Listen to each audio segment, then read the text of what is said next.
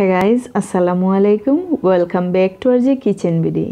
আমার আজকের রেসিপি শীতের নতুন আলু এবং টাকি মাছ রান্নার রেসিপি। তাহলে চলুন আজকের এই রেসিপিটি দেখে নেওয়া যাক। এইখানে নিয়েছি প্রায় হাফ কেজিরও বেশি আলু, আর এই আলু আজকে আমি খোসা সহ রান্না করব। অলরেডি আমি খুব ভালো করে পরিষ্কার করে ধুয়ে নিয়েছি। এখন আমি কেটে নিচ্ছি।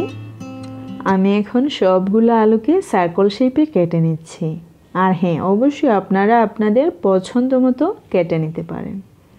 যারা আমার সাবস্ক্রাইবার তাদেরকে অসংখ্য ধন্যবাদ, এবং যারা আমার চ্যানেলে নতুন প্লিজ সাবস্ক্রাইব মাই চ্যানেল এবং পাশে থাকা বেল বাটনটি ক্লিক করে অল দিয়ে রাখবেন, যাতে আমার পরবর্তী রান্নার রেসিপিটি আপনার মোবাইলে চলে যায়। আমি ঠিক এইরকম সার্কেল শেপে সবগুলো আলু কেটে নিলাম। এইখানে প্রায় হাফ কেজিরও বেশি আলু নিয়েছি। এইখানে নিয়েছি টাকি মাছ। আর টাকি মাছ বা যে কোনো মাছ আমরা যখন সার্কেল শেপে কেটে নিই, অবশ্যই এইরকম একটি স্পনের সাহায্যে ঠিক এইরকম করে পরিষ্কার করে নেবেন। মাছগুলোকে ঠিক এইরকম পরিষ্কার করে নেওয়ার পর আমি লবণ পানি দিয়ে 4 থেকে 5 বার ধুয়ে নেব। চলে যাচ্ছি চুলায়।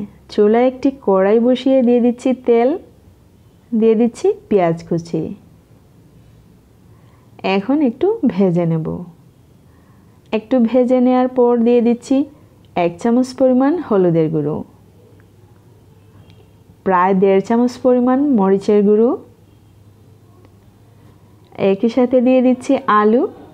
এখন খুব ভালো করে পেঁয়াজ মশলার সাথে মিশিয়ে নিতে হবে। দিয়ে দিচ্ছি লবণ।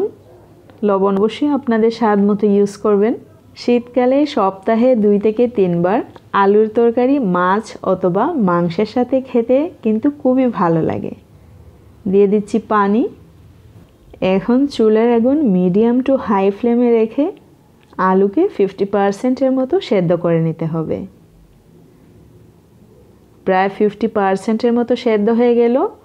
ঠিক এই মুহূর্তে দিয়ে দিচ্ছি আমি 1 কাপ পরিমাণ টমেটো কুচি।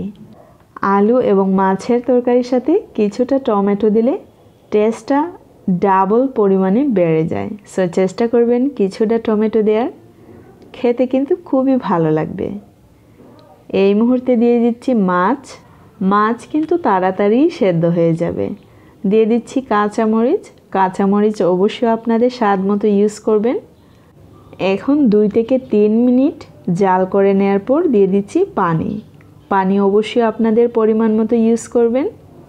এই তরকারির ঝোল খেতে কিন্তু দারুণ মজা।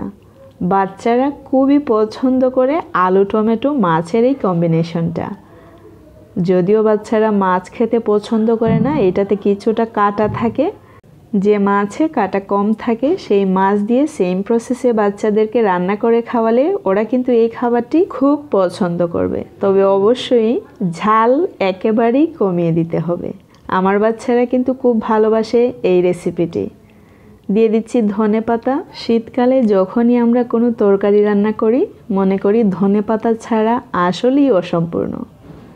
আমার এই রেসিপিটি ভালো লাগলে অবশ্যই একটি লাইক দিবেন, বেশি ভালো লাগলে সাবস্ক্রাইব, আরও বেশি ভালো লাগলে নতুনদের সাথে শেয়ার করতে ভুলবেন না। আপনাদের একটি লাইক ও কমেন্টস প্রতিটা কন্টেন্ট ক্রিয়েটরকে নেক্সট কন্টেন্ট তৈরি করতে অনেক হেল্প করে। See you in the next video. Till then bye, আল্লাহ হাফেজ।